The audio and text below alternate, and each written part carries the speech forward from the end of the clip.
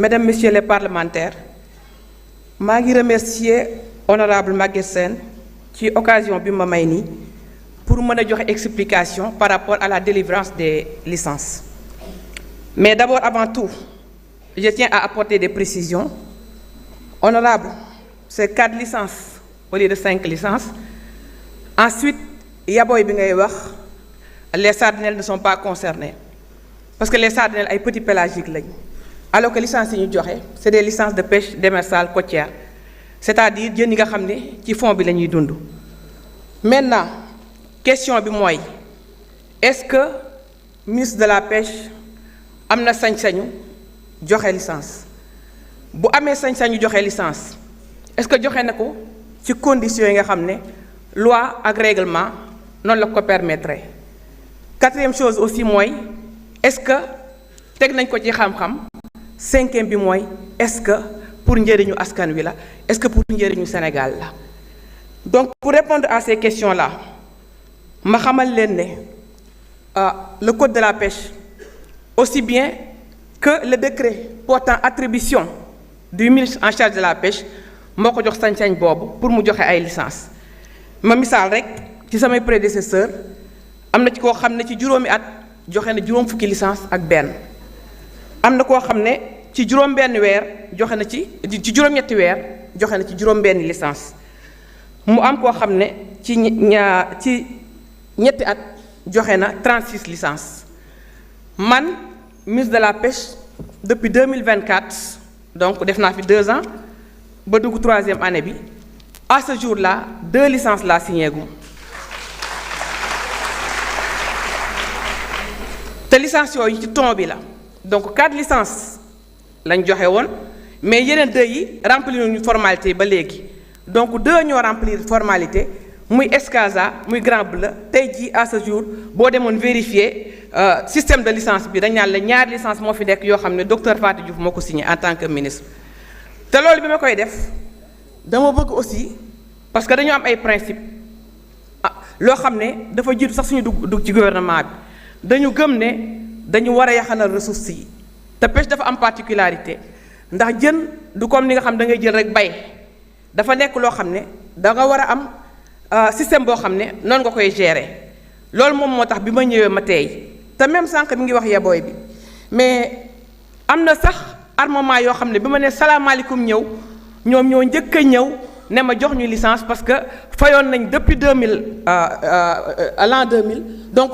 du 2020 fayoon nañ depuis 2020 suñu redevance donc yow da ñoo war a jox licence doo ba léegi ñaari at a ngi ni ñuy dàqanteeg ma bañ ba dañoo dem sax ba wut avocat pour mu ñëw ci man pour ma jox leen licence te ba tey nee naa leen duma leen ko jox. biñ jógee ci loolu ñu dem nag conseil interministériel bi ñu tërinoon au mois de mai 2025 conseil des ministres plutôt ci conseil des ministres boobu ñu jox ñu ay directives benn bi mooy fexe leen assurer sécurité alimentaire souveraineté alimentaire te bu ñu wax sécurité alimentaire ci biir dëkk bi lañ ko waxee waxuñu li ngay jël di ko génne ji ci biti boonu mboombee benn aspect. Deuxième bi aussi ñu ne fexe leen ngeen auditer le pavillon c'est-à-dire navires yi fi nekk est-ce que navires yoo xam ne véritablement c'est des navires sénégalais ñu waxaat ñu aussi modifier leen le code de la pêche code de la pêche liggéey nañ ci ñun on a promis normalement fin du mois bi texte bi war na pare audit du pavillon bi commencé nañ ko depuis octobre 2025 tey jii jot nañ les rapports préliminaires nga xam ne léegi li ciy topp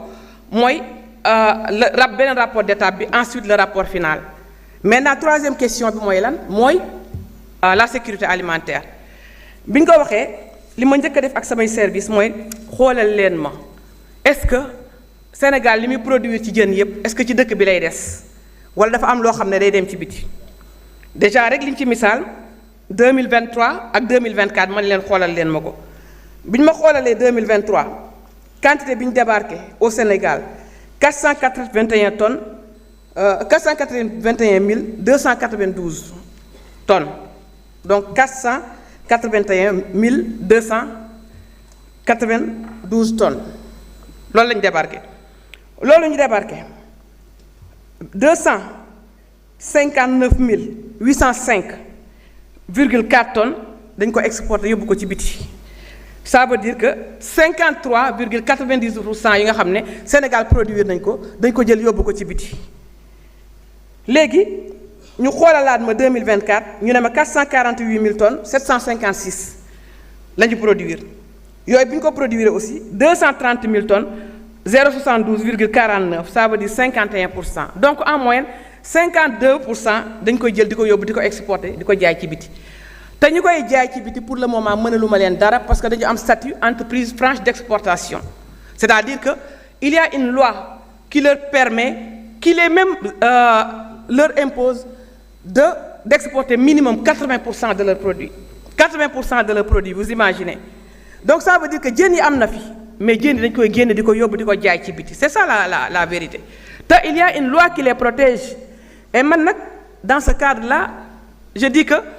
loo xam ne dafa concerner pêche ñun waruñu bàyyi beneen loi di ko réguler moo tax dans le cadre de la révision du code de la pêche dama leen nañ xool comme ni ko commerce di defee ñu koy defee ci yeneen produits ñu mën di réguler jën bi nu muy génnee quand il y a le besoin au niveau du marché ñu mën ko téye bu fekkente ne marché bi am na abondance ñu mën di génn sans que ñu yàqal leen seen statut bi donc loolu ci laa nekk di liggéey mais loolu du loo xam ne tey lay sotti parce que ku ko nekk xam na procédure législative fi muy jaar ba keroog muy egg donc en attendant il me faut trouver une formule la formule c'est quoi demander d'abord CROD la recherche c'est ce que le code de la pêche dit il faut demander à la recherche de faire la situation l'évaluation des stocks de tous les stocks yamuma rek ci démersale côtière dama dem ci démersale profonde dem ci petit pélagique yi bu dee les grands pélagiques les thons loolu dafa am ko koy gérer mooy commission internationale pour la conservation des thoniers de l'Atlantique donc ñoom bi ñu demee ba xoolal ma ñu ne ma daal boo dee xool démersale côtière moo fi am environ 3000 tonnes yoo xam ne disponible na oh monsieur le premier ministre. madame le ministre xam nga océan bi amul fu mu jeexee donc soo bëggee topp wax ji yooyu ah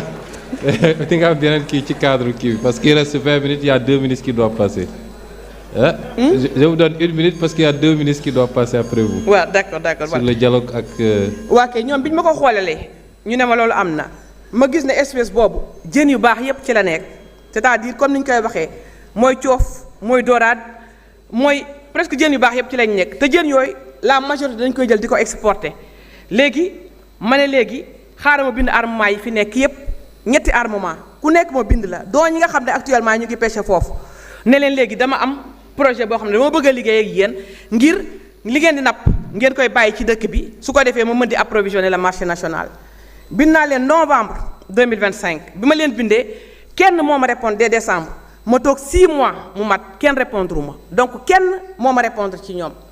entre temps CROD li ma jox ma évaluer ko xam ne lii mën naa cee joxe 5 licences mais joxewuma 5 yi 4 laa joxe pour le moment et bi ma ko léegi kenn rek moom moo manifesté wu donc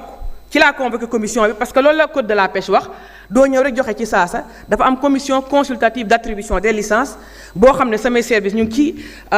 marine nationale mi ngi ci ministère de l'agriculture à travers la recherche CROD mi ngi ci ministère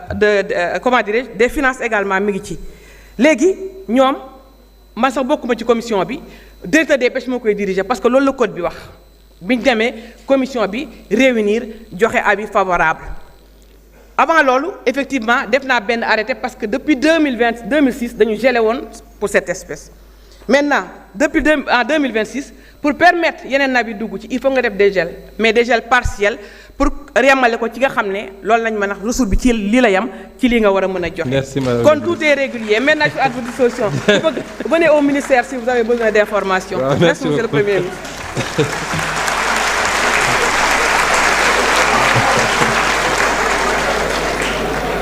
Monsieur le ministre de l'Agriculture territoriale pour 2 minutes.